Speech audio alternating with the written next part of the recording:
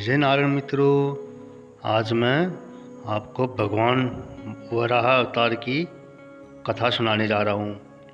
भगवान वराह अवतार की यह कथा अत्यंत गूढ़ और प्रेरणादायक है, जिसका विस्तार से वर्णन श्रीमद् भगवत पुराण के तृतीय स्कंद में मिलता है।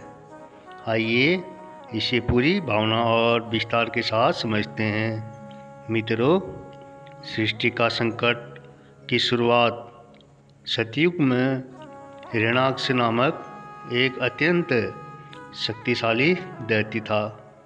वह अदिति और कश्यप ऋषि का पुत्र था और उसका भाई हिरण्यकश्यपु था।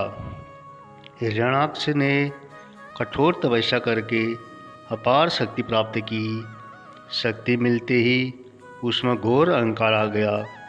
वह स्वयं को अजय समझने लगा और देवताओं को युद्ध के लिए ललकारने लगा। एक दिन अपने अहंकार में उसने सोचा, अगर मैं पूरी सृष्टि को ही अस्त व्यस्त कर दूं, तो कौन मेरा सामना करेगा। इसी विचार से उसने पृथ्वी भूदेवी का अपहरण कर दिया और उसे ब्रह्मांडी महासागर रसातल की गहराइयों में ले जाकर छिपा दिया। परिणाम हुआ, फिर सृष्टि का संतुलन बिगड़ गया। जीवन समाप्त होने लगा। चारों ओर अंधकार और भय फैल गया। देवता अत्यंत चिंतित होकर ब्रह्मा जी के पास पहुँचे। 12 अवतार का अद्भुत प्रकट होना। ब्रह्मा जी सृष्टि की रक्षा के लिए ध्यान में लीन हो गए। तभी एक चमत्कार हुआ। उनकी नासिका से एक छोटा सा वराह सुअर का शिशु प्रकट हुआ। शुरुआत में वह बहुत छोटा था, लेकिन देखते ही देखते वह आकाश को छूने लगा। उसका शरीर पर्वत के समान विशाल हो गया। उसकी गर्जना से दिशाएं गूंज उठी।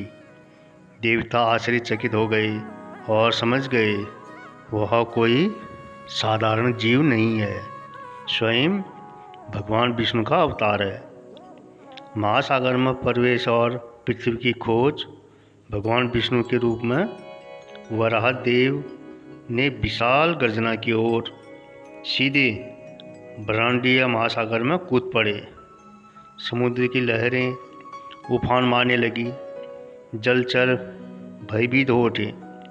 वराह देव गहराइयों में पृथ्वी को खोजने लगे।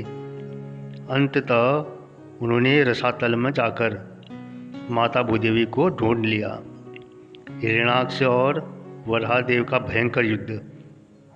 जैसे ही वराहदेव पृथ्वी को उठाने लगे, हिरण्याक्ष वहां आ पहुंचा।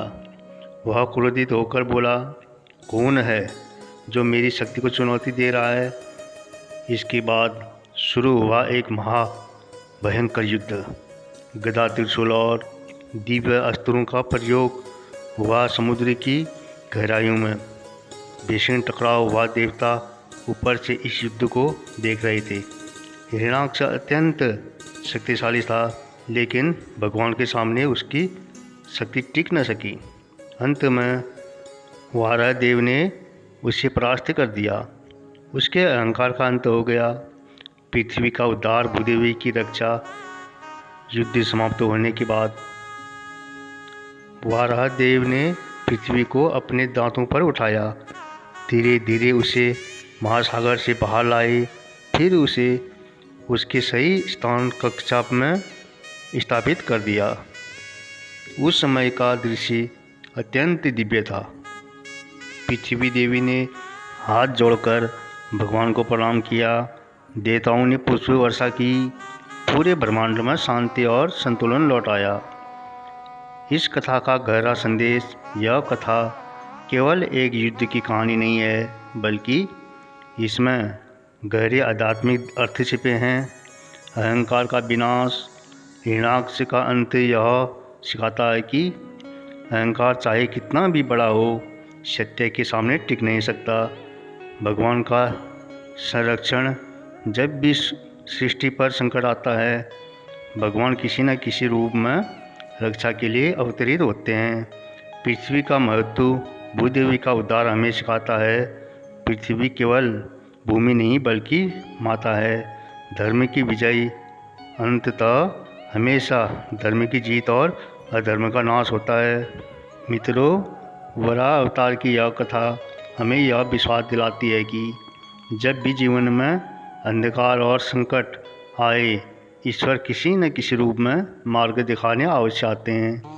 जय जय नारायण। मित्रों, कैसी लगी यह कथा ज़रूर कमेंट करें।